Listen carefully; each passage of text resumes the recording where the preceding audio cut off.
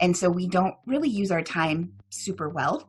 We don't allocate time for the things that we're passionate about, and we don't even know sometimes what those are. And also, and I don't mean to make a generalization here, but I think women are really good at sacrificing the things they're passionate about to prefer the people around them, the people they're taking care of. So it feels selfish to give time to a hobby that it may cost you money, it may not work, it may not be productive, quote unquote. And so it's challenging sometimes to put ourselves on our own schedule of caring for ourselves.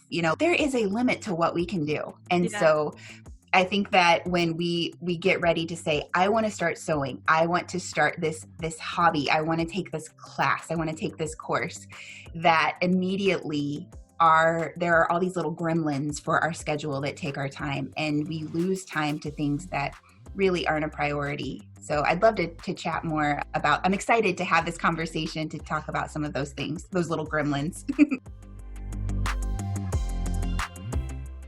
Absolutely. That's a great question. I think that if you take a look at how you spend your days, I've heard a quote that says that you are the sum of how you spend your days, something to that effect. Like your life is made up of the days that you live and how you spend those.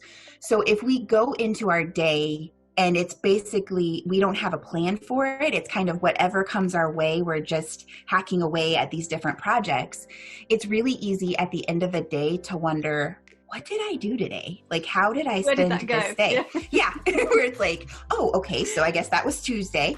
And so it's really helpful to have a plan or to take an inventory. I don't know if you've ever heard of Mint. It's a budgeting app. And so you basically put your bank information into it, and then it starts to detail, like it keeps track of everything. And when my husband and I first started using it, I was working in an office full time. And so it was really easy. I had gotten into a habit of stopping for coffee every day. Not every day, but almost every day. And I said something to him at one point. I'm like, that can't be, we're not spending that much every month on coffee. And he's like, well, actually, if you look at Mint, we are. And he wasn't saying it in a judgmental way, but I looked at the number and I was like, oh, no. That is not good.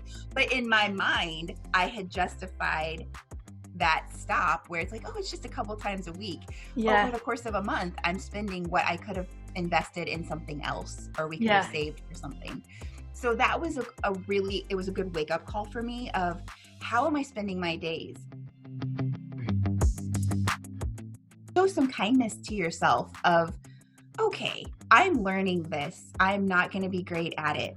My husband just had to have this conversation with me yesterday where I'm starting something new with my business. I'm really excited about it, but I want to be flawless and I want it to be effortless the first time. And it felt like I was learning how to ride a bike yesterday where it was like, boom, boom. And at one point, I felt like a little kid who got up and put her hands on her hips, like, what is going on? And it was just like, you're learning how to do this. Let's show some grace, but let's also allocate the time to learn into your schedule, because if you think in 2 hours a week that you're going to learn something new and you're going to produce all of these fun things, it might not be realistic.